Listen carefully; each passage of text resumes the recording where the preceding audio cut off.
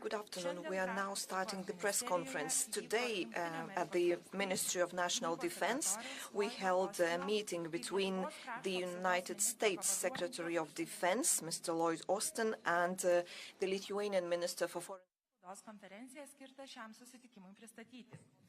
Spaudos konferenciją pradės ministro ir gynybos sekretoriaus pasisakymai. Gerbiamas ministrė, žodis jums.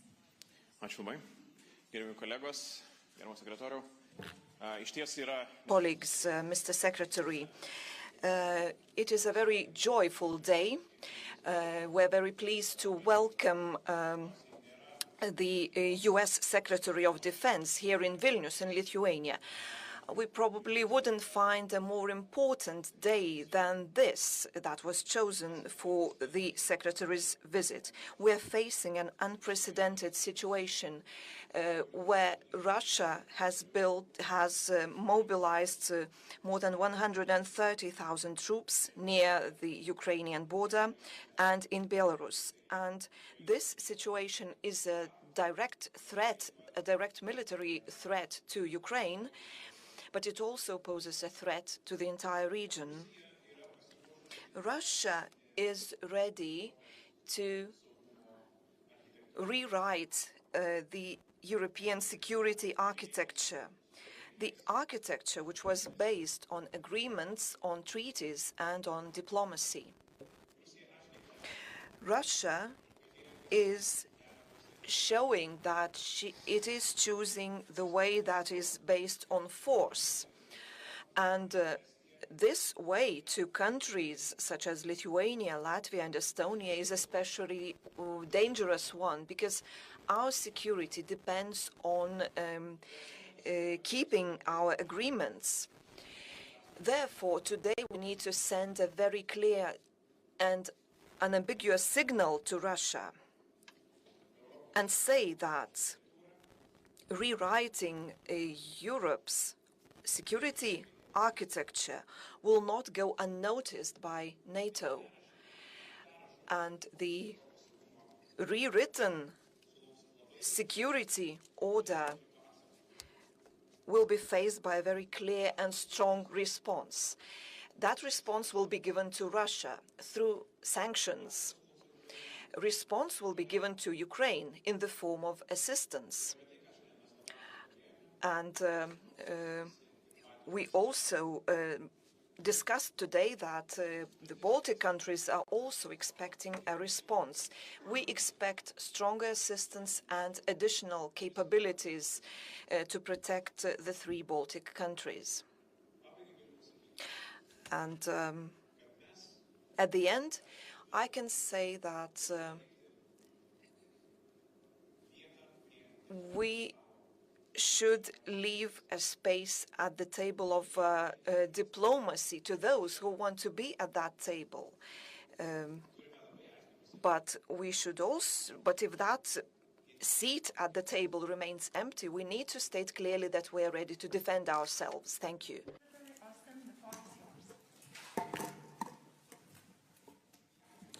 Well, good afternoon, everyone.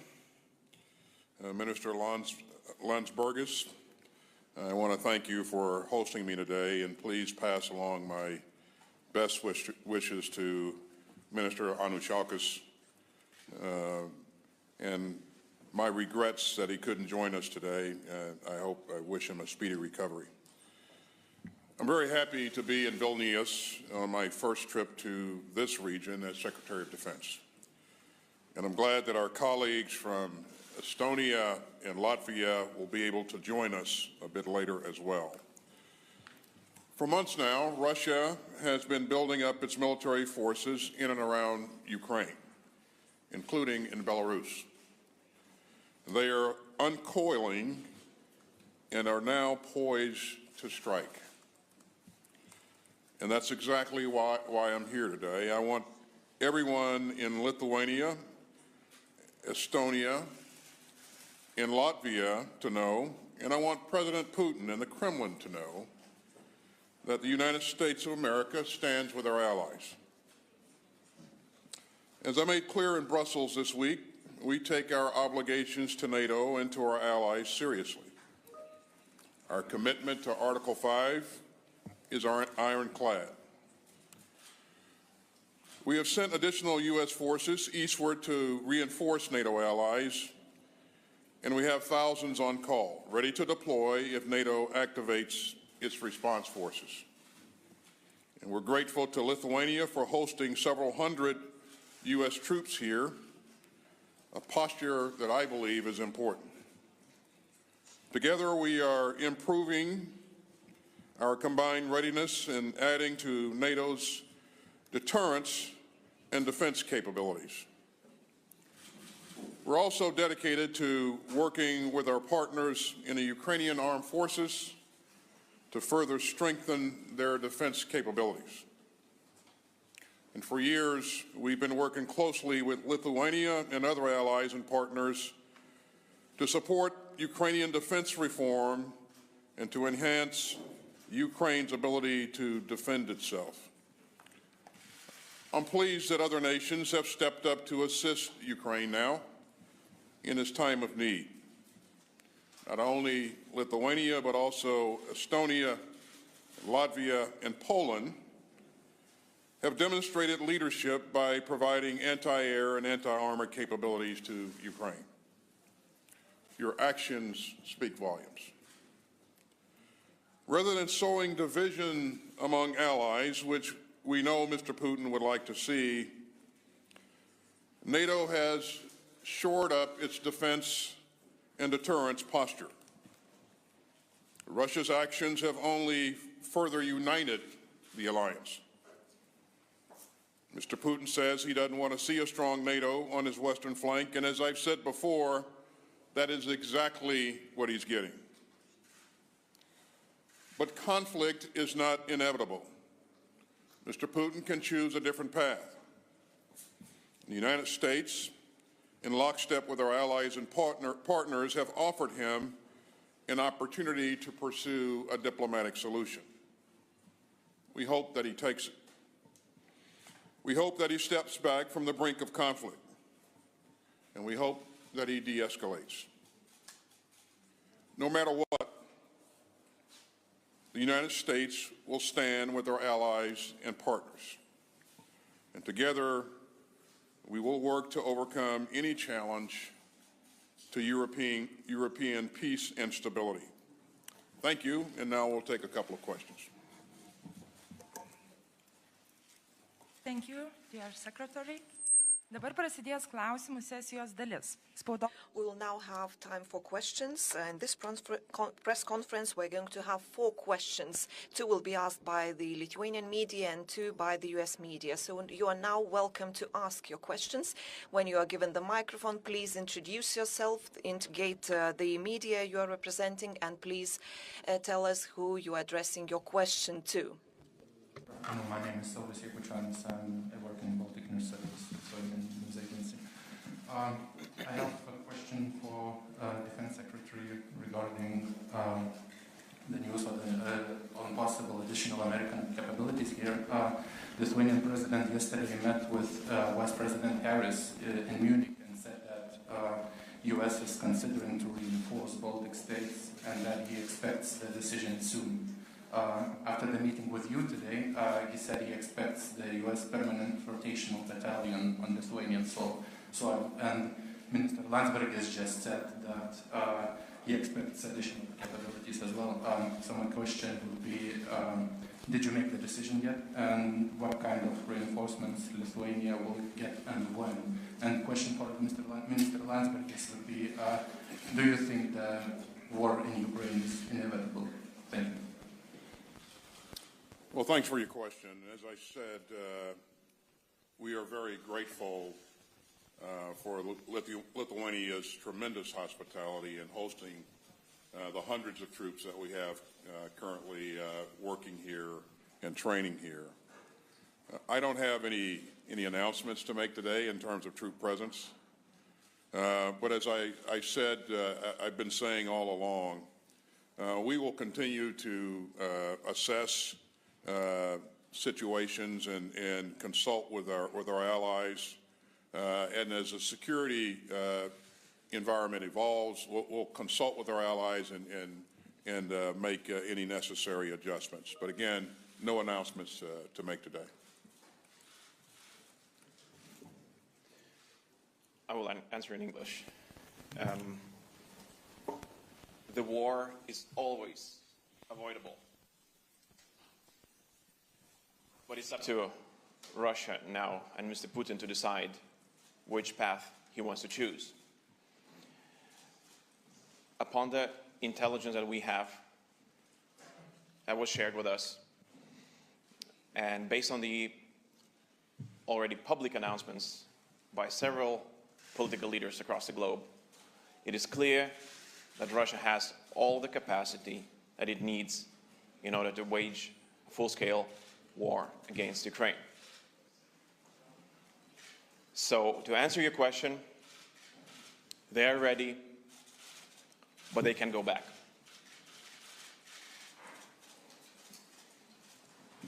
Ačiū.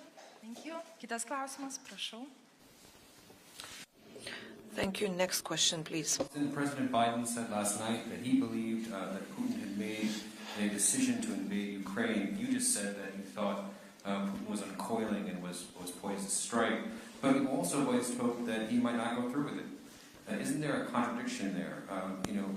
And also, if you do believe he's poised to strike, can you give us some insight on when you think that's going to happen? Were we in just a day or two away? And to the minister, you've called for more U.S. troops to strengthen the Baltic defenses. How many do you think are required? What kinds of capabilities should they have? Should they be permanent?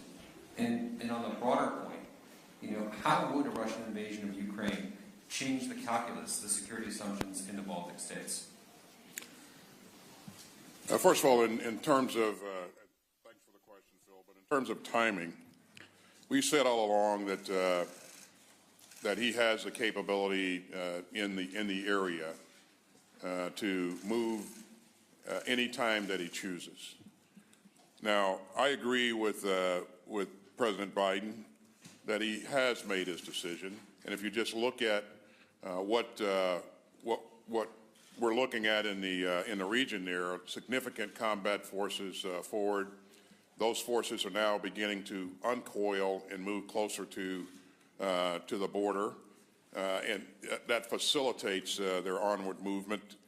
And the type of forces, not only combat forces, but logistics, combat aviation, field hospitals, all those things are in the command and control nodes, all those things are in the area.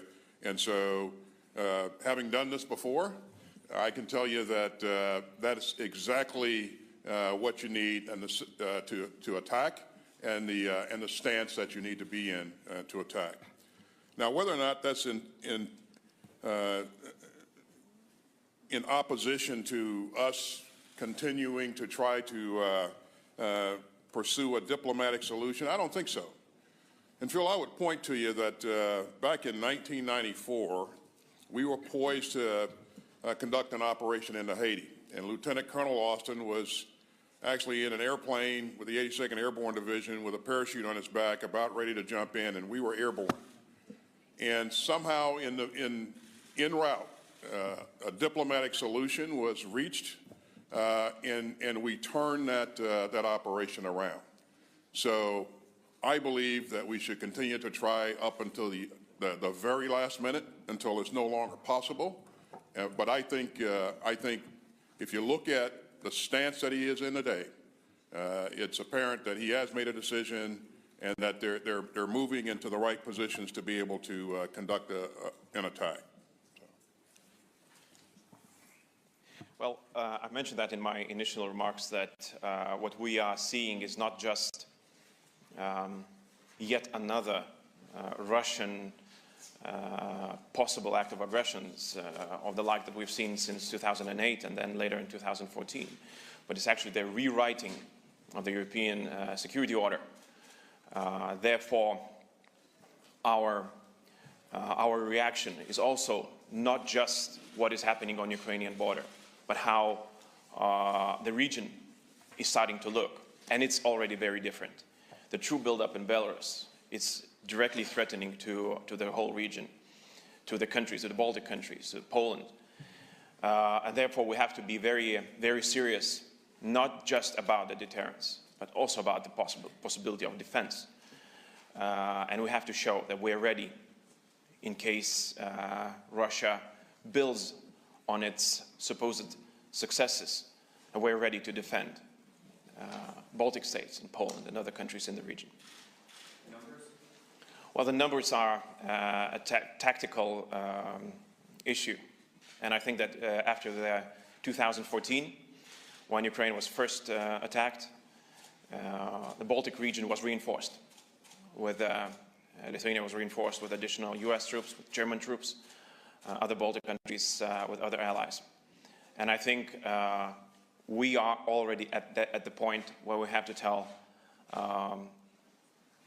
the adversary that we're reinforcing Baltic countries, that this is already a reaction, that this is already happening, that there is a reaction to what he started, what Russia started. Trečias klausimas. Thanks for this opportunity. Something healthy. Just to follow up on reinforcement questions, I said it's not an announcement thing, but I like what Mr. President said about Russian intentions to escalate towards war in Ukraine, and what Russians made clear in their answers to the United States, that basically they respect U.S. opinion, most of all, not NATO, but U.S. opinion, and they don't want U.S. forces here in the region at all, let alone Lithuania. Just wondering, where does the U.S. stand here? Would you support Lithuania's expectations to see not just reinforcements, but permanent presence in Lithuania, like in Poland, especially given what you mentioned about the Belarusian factor, with the Russian force posture there, with the 30,000 troops, with 100 clicks from here in Lida airport, now they deployed helicopters there yesterday? Or would you just be content with support units like NATO, EFP group is doing in Lithuania and other Baltic countries, sending air defense, artillery, etc., just to enable your armored battalion based in Lithuania to operate more effectively? And second question, if I may, just to clarify, one thing that both Russia and the United States seems to be, or at least eager to talk about, and maybe to agree upon, is arms control, specifically the INF range missiles deployment in Europe. Now, US and NATO have officially indicated that those missiles would be deployed to Europe. Could you give us clarity? Is that still the plan, to move conventional INF, post-INF range missiles, obviously, to Europe if Russia moves forward with their plans against Ukraine? Or is that still on the negotiating table? And if so, what makes you trust Russians if they violated the INF treaty in the first place? Thank you. So just to recap here, the first question is whether or not we're going to position forces here on a permanent basis if we're considering that, because of the signal that sends to Russia. And the second question, as I heard you, was whether or not we intend to revisit INF issues if Russia attacks. On the first issue, again, I don't have any announcements to make today in terms of permanent basing of forces. These are things that we continue to assess. I would like to leave you with two things on this issue. Number one, we consider Lithuania to be an incredibly important partner. Number two, we are absolutely committed to Article 5. And so any attack against Lithuania is an attack against us all. And so you and your countrymen should rest assured that our president is absolutely serious about his statements here. And the second, regarding the second question, in terms of whether or not we would entertain any changes to positioning of nuclear forces, I don't want to get involved in any hypotheticals. But again, if and when he attacks, then I think us and all of our allies, all of our NATO allies, and all of the rest of our European partners in the region really have to kind of take a look at what the strategic set now looks like and what's necessary to ensure that we're able to deter, but most importantly, defend NATO countries should something happen.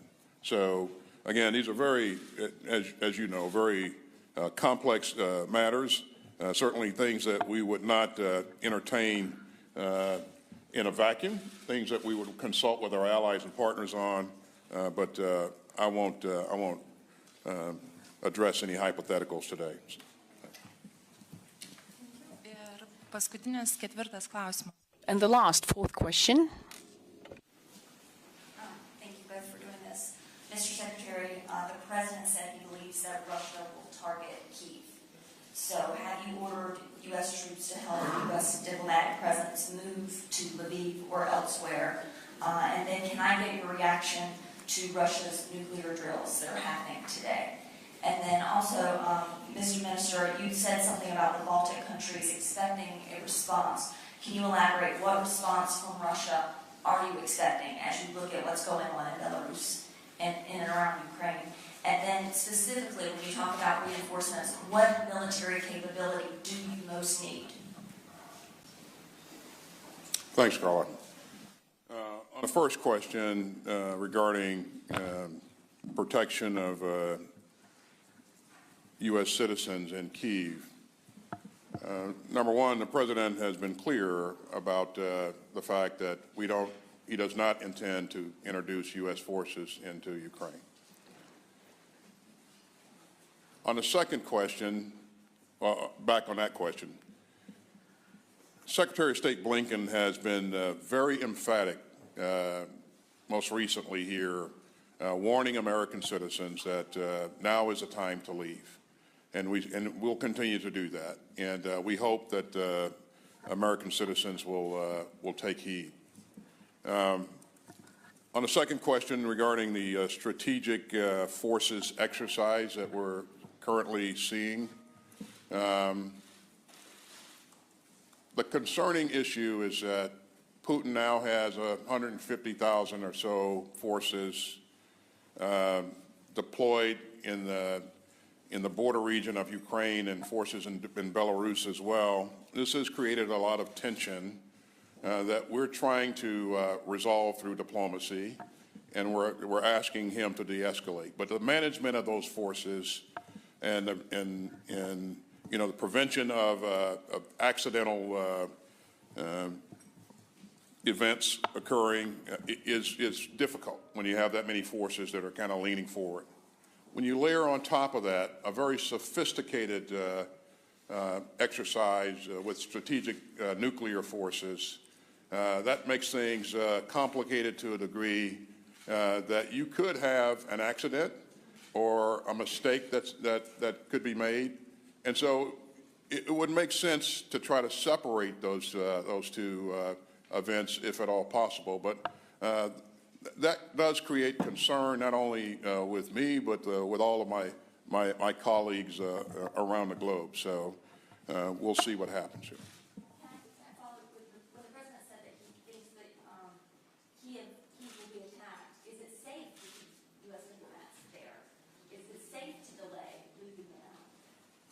Well, we always do an assessment of the situation. We always have plans to, if the indicators and warning are such that you know, we need to move people to you know, out of the country from that location, then we'll do that. And I can guarantee you that our diplomats, our military personnel have drilled this very, very hard. And so, based upon the great information that our intel community is providing us, we believe that we'll be able to see those indications and warning and take action.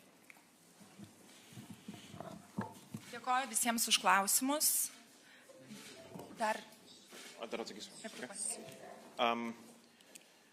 I've said in my initial remarks that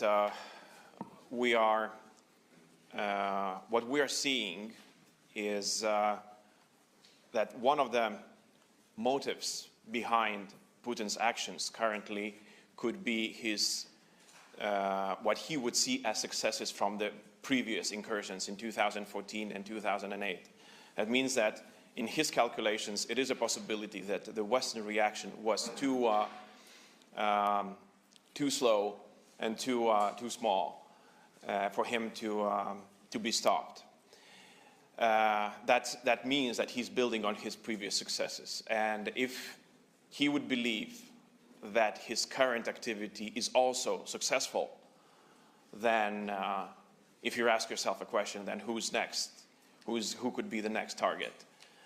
And this is why you see so many worried people in here, in Lithuania, because that's a natural progression. Therefore, when we're saying that the battle for Ukraine is a battle for Europe, if he's not stopped there, he will go further.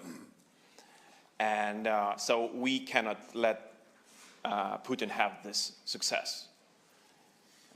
Ukraine needs to be helped. And I'm grateful that with the US administration's assistance, we are doing our part here in Lithuania and other Baltic states. We count ourselves as an example of what needs to be done. And we hope that other countries would follow this example. But to add to that, we need to make sure that he sees that his actions are creating a response in the Baltic region as well. And we are reinforced, we're strengthened, and we do not allow him to even think about looking this direction. If we're talking about specifics, we had a conversation. We shared some ideas about which sectors could be reinforced the most. But most of the time we're talking about permanent troop presence, permanent US troop presence here in the territory of Lithuania. Thank you. Ačiū dabar tikrai visiems už klausimus. Thank you very much. Thank you everyone for the questions. Thank you. The press conference is over.